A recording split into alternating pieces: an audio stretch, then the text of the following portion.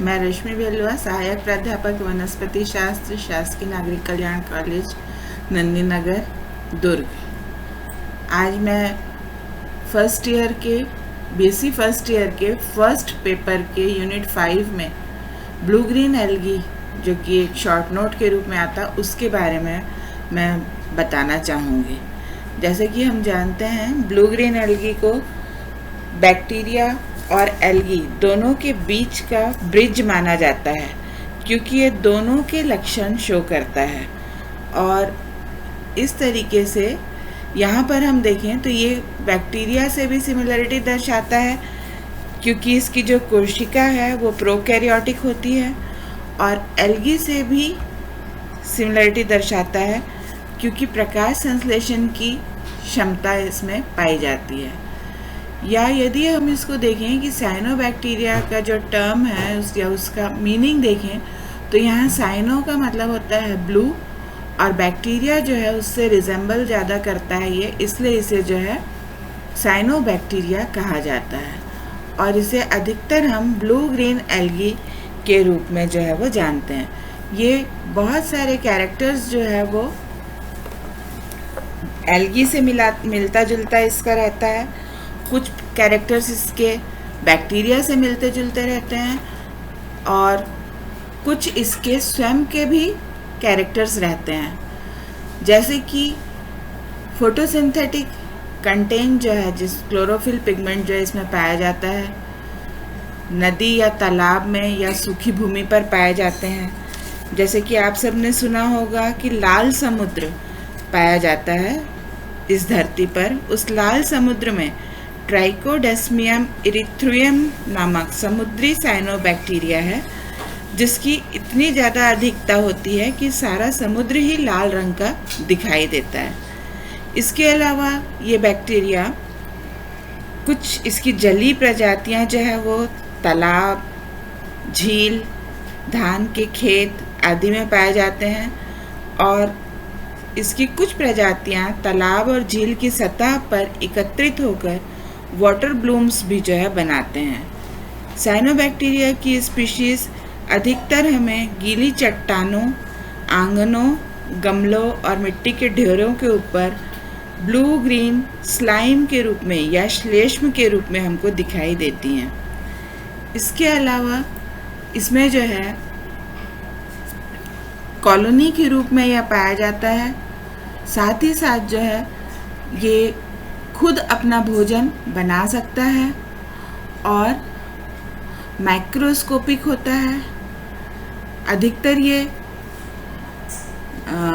जो है ऐसे एक्सट्रीम एनवायरनमेंट में भी पाया जा सकता है जहाँ पे दूसरे प्लांट ग्रो नहीं कर सकते हैं। जैसे कि बहुत अधिक टेम्परेचर वाली जगह हुई, या ऐसी जगह जहाँ पे केमिकल बहुत अधिक मात्रा में पाए जा रहे हैं, उनमें भी जो है ये पाया जा सकता है। इसमें पिगमेंट्स के रूप में क्लोरोफिल ए, फाइकोबिलिप्रोटीन्स, फाइकोइरिथ्रिन आदि पाए जाते हैं, और फाइकोसाइनिन के कारण इसको ब्लू ग्रीन कलर जो है मिलता है। इसके अलावा इसमें रिजर्व फूड जो है वो पाया जाता है, ग्लाइकोजन के रूप में पाया जाता है। इसकी सेल वॉल के चारों ओर आवरण पाया जाता है, और सेल में म्यूकोपेप्टाइड्स की जो है ये बनी हुई होती है। विकसित सेल ऑर्गेनेल्स जैसे माइटोकॉन्ड्रिया, गाल्गी बॉडीज, एंडोप्लाज्मिक रेटिकुलम आदि इसमें नहीं पाए जाते। यहाँ पर ये बहुत अधिक सल्फर पाए जाने वाले वातावरण में भी ये जीवित रह सकते हैं। इन्हें कुछ वायरस नष्ट कर सकते हैं, जिन्हें हम साइनोफेज कहते हैं। यदि हम इसका खुद का कैरेक्टर्स देखें, जो साइनोबैक्टीरिया के जो कैरेक्टर्स हैं उनको यदि हम देखें, तो ये साइनोबैक्टीरिया प्रोकैरियोटिक होते हैं, नाइट्रोजन फिक्स कर सकते हैं बैक्टीरिया के अलावा।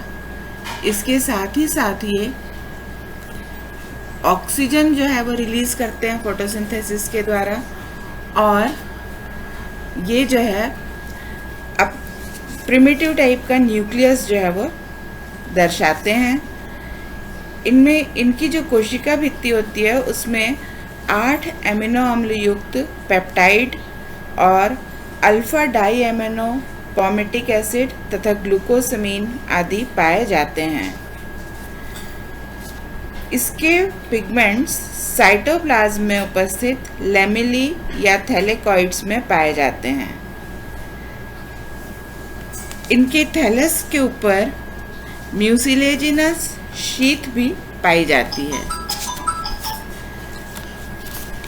यहाँ पर हम साइनोबैक्टीरिया का यदि रिप्रोडक्शन देखें तो वेजिटेटिव रिप्रोडक्शन पाया जाता है, जो कि बहुत सारे विधि के द्वारा होता है, जिसमें सबसे पहला है बाइनरी फिजन या सेल डिवीज़न के द्वारा। एक कोशिकीय साइनोबैक्टीरिया इस विधि के द्वारा मल्टीप्लाई होते हैं और इसमें इसका न्यूक्लियस जो है अपनी सारे कंटेंट के द्वारा एमाइटोसिस से 2 भागों में विभाजित होता है और कोशिका के मध्य भाग में सबसे पहले एक खांच बनती है जो कि धीरे धीरे गहरी होती जाती है और दोनों तरफ से ये खांचे आपस में मिलकर एक पट्टा बना लेती हैं और इस प्रकार एक सेल 2 भागों में बट जाती है और बटा हुआ हर एक भाग जो है वो नया सेल के समान बिहेव करता है। इसके बाद इसके दूसरी विधि है फ्रेगमेंटेशन। जब अनुकूल वृद्धि होती है तब यह फिलामेंटस एल्गी में पाया जाता है।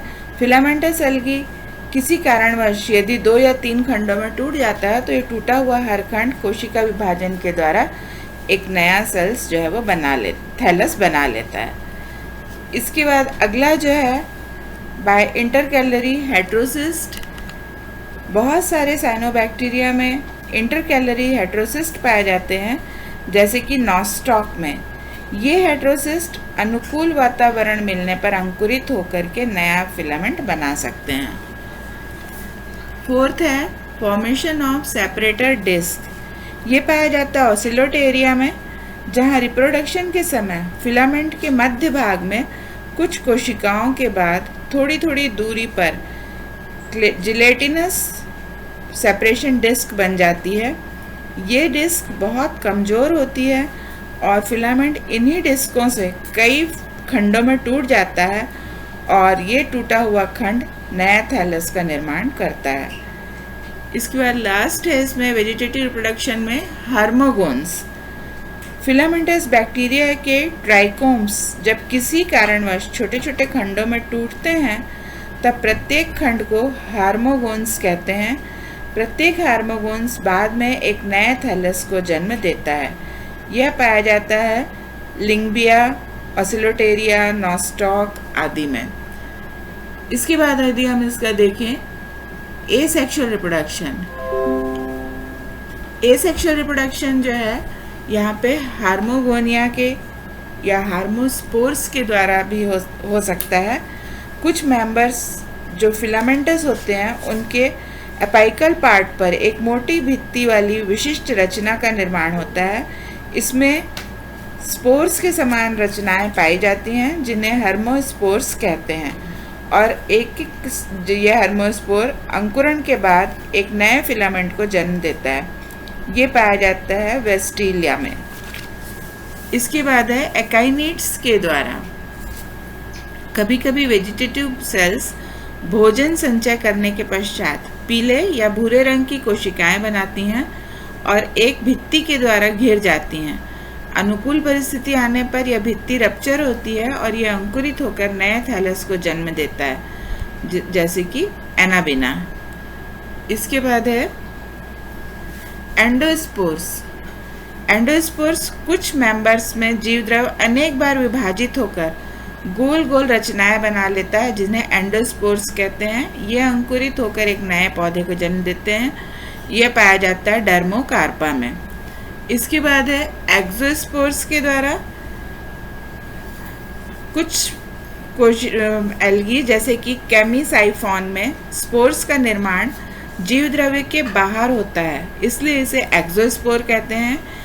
ये स्पोर्स एक पतली झिल्ली के द्वारा आवरण से घिरी हुई रहती हैं और ये अंकुरित होकर नए थैलस को जन्म देती हैं। इसके बाद लास्ट है इसमें नैनोसाइट्स के द्वारा। माइक्रोसिस्टिस आदि में सेल्स में जीवद्रव्य विभाजन के पश्चात अत्यंत छोटी छोटी रचनाएं बनती हैं जो कि स्पोर्स के समान दिखाई देती हैं और इसे जो है नैनोसाइट्स कहते हैं। यहाँ जैसे कि हम देख रहे हैं विभिन्न प्रकार के रिप्रोडक्शन चित्र में भी हम देख सकते हैं, जिनका मैंने आपको अभी वर्णन करके बताया, और ये किस में पाया जाता है ये भी आपको उसमें एग्जाम्पल सहित इस चित्र में जो है वो दिखाई दे रहा है। अब हम देखें इसका आर्थिक महत्व क्या है। सबसे पहला कि ये आर्थिक महत्व में हम उनको देखते हैं कि ये हमारे लिए लाभकारी भी और हानिकारक भी। तो हम पहले देखेंगे कि ये लाभकारी किस रीति से हैं। सबसे पहले ये जलीय जंतुओं के लिए भोजन का काम करते हैं। जलीय जंतुओं में चाहे वो किसी प्रकार का जलीय कीड़े मकोड़े हों, चाहे वो मछलियाँ हों, उनके लिए ये भोजन का काम करती हैं। दूसरा जो है ये बैरन सॉइल को जो है फर्टाइल भूमि में बदल सकते हैं। तीसरा ये एटमॉस्फेरिक नाइट्रोजन को एब्जॉर्ब करके भी सॉइल की फर्टिलिटी को बढ़ा सकते हैं। चौथा इसको हम बायो फर्टिलाइजर्स के रूप में धान के खेत में प्रयोग कर सकते हैं और इससे हम हमारे धान की जो पैदावार है वो बहुत अधिक बढ़ सकती है। ये सॉइल टेक्सचर को और सुधारने में, साथ ही साथ सॉइल के इरोजन को सुधारने में भी हमारी मदद करते हैं। ये ऊसर भूमि को भी फर्टाइल भूमि में बदल सकते हैं। इस प्रकार हम देख रहे हैं कि ये जो साइनोबैक्टीरिया है हमारे लिए बहुत ज़्यादा महत्वपूर्ण है, इसलिए क्योंकि ये काफ़ी हमारे लिए लाभ का काम कर रहे हैं। लेकिन इतने महत्वपूर्ण होने के बावजूद भी इसकी जो बहुत सारी एक्टिविटीज़ ऐसी हैं जो कि हमारे लिए जो है नुकसान का काम कर सकती हैं या करती हैं। जैसे कि ये जल को जो है प्रदूषित कर देते हैं। जल प्रदूषित होने से अगर उस प्रदूषित जल को कोई पीता है तो वो जो है मछली के जैसे उसमें से दुर्गंध आती है और वो बीमार हो सकता है। साथ ही साथ कुछ जो साइनोबैक्टीरिया जैसे एनाबिना, माइक्रोसिस्टिस हैं, वो जहरीले होते हैं मछलियों के लिए और पानी में पाए जाने वाले दूसरे पेट एनिमल्स के लिए। और उनको खाने से, यदि वो मछलियाँ उनको खाती हैं तो उनको खाने के बाद मनुष्य भी जो है बीमार हो सकता है।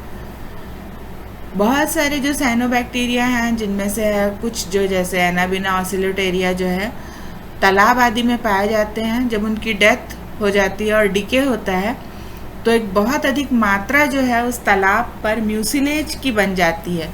उस म्यूसिलेज में हार्मफुल बैक्टीरिया जो है वो विकसित होने लगते हैं और जिसके कारण हमारा पानी जो है वो कंटामिनेटेड हो जाता है। इसी प्रकार से अगला हम देखें तो साइनोबैक्टीरिया वाटर ब्लूम्स जो है वो बनाते हैं, जिसके कारण पानी में डिज़ोल्व ऑक्सीजन क्वांटिटी जो है वो कम हो जाती है, जिससे उसमें रहने वाले जीव जंतुओं की मृत्यु हो जाती है। कभी कभी ये मॉन्यूमेंट्स आदि पर भी जो है विकसित होते हैं, जो हमारे ऐतिहासिक महत्व की इमारतें हैं उनके ऊपर विकसित हो जाते हैं और उनको नुकसान पहुंचाने लगते हैं। तो इस प्रकार हम देख रहे हैं कि साइनोबैक्टीरिया जो है हमारे लिए लाभदायक और हानिकारक दोनों एक्टिविटीज़ करते हैं। धन्यवाद।